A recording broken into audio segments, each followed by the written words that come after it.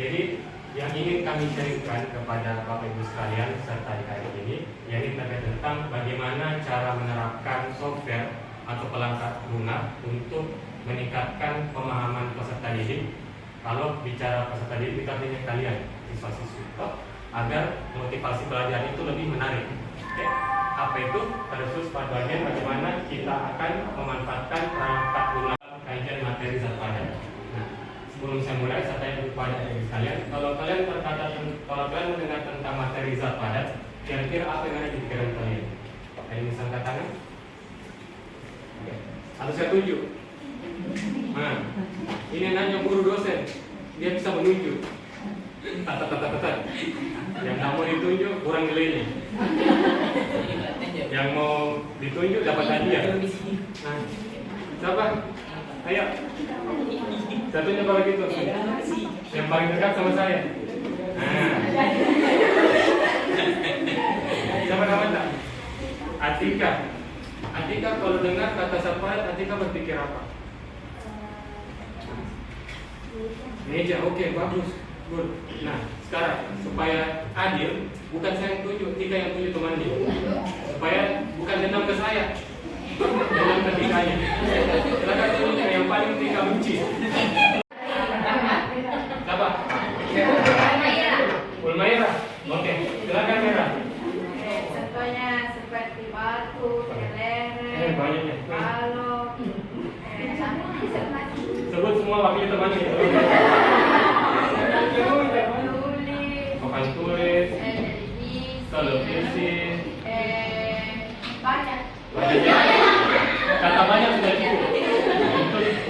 Oke.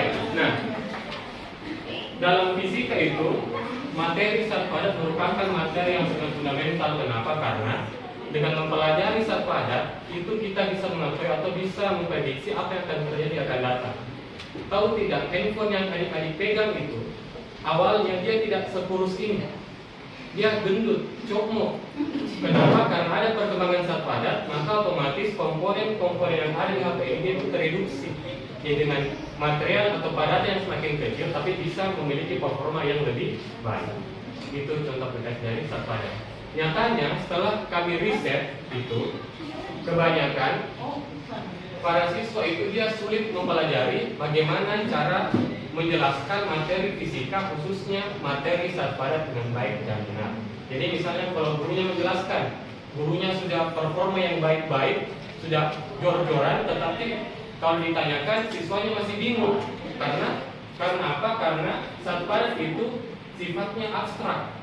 Artinya abstrak apa? Kita tidak bisa lihat dengan mata telanjang. Oke, kalian pernah lihat apa? Contohnya, misalnya kalau saya melihat dari ujung sini ke sana, dua, dia teratur, maka bisa dikatakan sebagai kristal. Kalau saya lihat kali ke belakang, dua teratur. Tetapi ada kalanya tidak ada terjadi keteraturan. Itu namanya amor, tanpa bentuk. Contohnya apa? Misalnya saya tunjukkan dua, tiba-tiba jadi satu. Nah kan mestinya dua. Ya kan ya, jadi dia sudah tidak teratur lagi, maka daerah ini kita katakan daerah kristal, sedangkan sisanya itu daerah. Nama aplikasi namanya diamond. Oke, nah jadi diamond itu karakteristiknya seperti ini. Dia merupakan suatu software atau perangkat lunak yang tujuan itu adalah untuk melakukan visualisasi bentuk struktur kristal bahan. Jadi dengan menggunakan perangkat ini, kita masukkan datanya, maka kita bisa oh ternyata ini penyusunnya emas di dalam. Ada 5 atomnya, warnanya begini dan seperti itu, dia berkekuatan panjang. Jadi kita bisa lihat secara lebih baik. Selain itu, selain digambarkan, kita juga bisa mengetahui bagaimana jari-jari atomnya, bagaimana, berapa jarak antar atom dan lain sebagainya. Tidak usah beli-beli, tinggal klik saja. Nanti kita muncul, oh mau beli baju emas, masuk di sini kita ketik apa rumus kimianya emas. Ada yang bisa jawab? EM bukan. AG yang lain. AU. Toh tidak kepanjangannya AU. Aurum, bukan kalau dicubit AU, bukan. Jadi tanpa disadari kita itu sudah pelajari nama-nama unsur kimia sejak dini. Kalau dicubit sama mata, nah kan AU. Jadi tanpa langsung kan sebut oh emas. Ya kan ya? Nah, kita perlu masuk ke sini dulu untuk belanja emasnya, aluminiumnya, peraknya dan lain sebagainya. Nah, setelah itu, maka nanti bajunya sudah kita dapat. Selanjutnya kita bawa ke diamondnya. Diamond yang nanti dia proses, maka akan diperoleh suatu visualisasi bentuk dari unsur padatan yang dimaksud. Oke? Yang paling sederhana ini. Tadi kan kita bilang emas, nah inilah bentuknya emas atau masuk emas di dalam. Ada punya emas? Kalau orang Jawa emas. Ada punya emas? Nah, Fitri, mana Fitri? Tahu berapa gram Fitri? Hah? 5 gram? 1 gram sekarang 1 juta. Ayo jalan-jalan sama saya. Pulang-pulang ada emasnya. Nah, lanjutnya, jadi ini merupakan suatu struktur dari emas. Nah, jadi dalam emasnya Fitri itu ada beberapa atom yang membentuk seperti ini.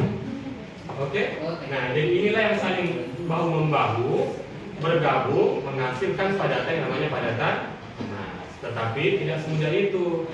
Dia bisa menyatu karena ada namanya ikatan kimia. Oke? Apa itu ikatan kimia? Ikatan kimia dibagi dua. Betul sekali. Ada van der Waals, ada ikatan hidrogen. Ternyata pintar-pintar saya semuanya bisa masuk di dalam bagi saya. Oke? Nah, karena ikatan kembali itulah atom-atom itu dapat menyatu satu sama lain.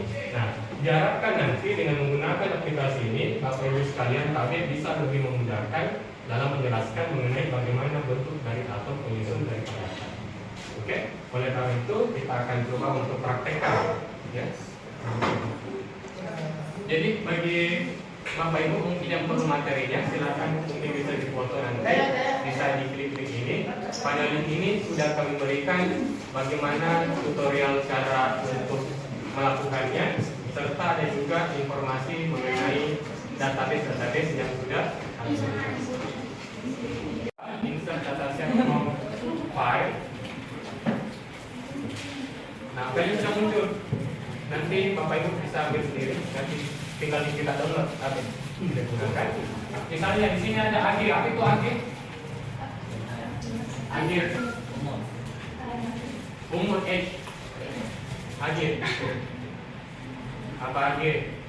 Apa kalau orang lomba juara 2 dapat apa? Ya, perak itu agir, perak. Kalau AU kan sudah. Kalau AL bukan anaknya Madani, aluminium. Yang terakhir kalau Cu, apa itu Cu? Tembaga. Oke? Nah, kita ambil. Misalnya kita mau lihat bagaimana strukturnya aluminium, karena kita menggoreng telur pakai aluminium, kaca aluminium kita buka. Setelah kita open, kita next seperti biasa.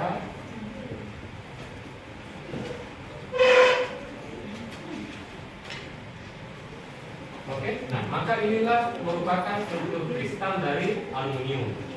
Oke, apakah sampai di sini? Kalau sampai di sini tidak menarik karena kita tidak bisa lihat. Nah, seperti ini. Apa itu di bawah? Seperti ini. Oke, nah misalkan, jadi berdasarkan gambar ini maka kita lihat bahwa aluminium itu merupakan suatu kristal yang memiliki struktur kristal FCC. Kristal itu ada 3 untuk kubik, ada simple kubik, kubik sederhana, ada body simple kubik, dan ada face center kubik, FCC atau kubus berpusat lingkar. Oke? Jadi ini kan kubus. Kubus itu ada berapa sudutnya? 4, ya 4 di sisi kiri. Oh, di sisi kanan itu 4, jadi totalnya ada 8. Aman ya? Misalkan ada satu atom saya bagi di setiap sudut, berarti tiap sudut dapat berapa atom?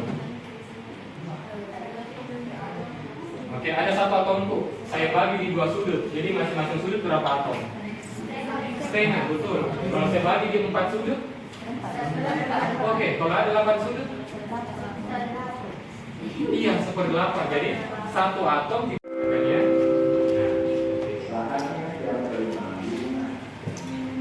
Kalau mau diganti warnanya gampang, kita klik saja X 2 kali, terus kita ganti colornya biru, dikapri semuanya. Oke, maka salah satu atomnya itu dia akan berubah menjadi warna biru. Kalau sudah warna pink terserah ganti saja dan sebagainya. Oke. Nah, ada namanya itu jarak kristal, jarak antar atom. Untuk menentukan jarak antar atomnya, kita dari suatu atom saja. ya, terima kasih. Jadi memang untuk Diamond ini dia memang difokuskan untuk melihat struktur atomnya saja. Iya. Struktur kristal. Terima kasih. Ya, silakan. Ya, terima kasih atas kesempatannya. Itu yang tadi jarak antar atomnya itu kita masukkan secara manual atau otomatis? Dia sudah otomatis di database-nya. Jadi kita tinggal cari database-nya apa, kita masukkan, terus kita pilih nih logo penggarisnya, maka tinggal kita pilih titik awal, titik akhir, nanti dia akan itu secara otomatis seperti itu. Masih ada? Oke, baik, kalau memang tidak ada, sekian dari saya. Tapi waktu itu atau mungkin ada pertanyaan Kak, mungkin bisa dihubungi Pak Ridwan, nanti Pak Ridwan akan sampaikan ke kami. Ya. Sekian dari saya, Assalamualaikum warahmatullahi wabarakatuh.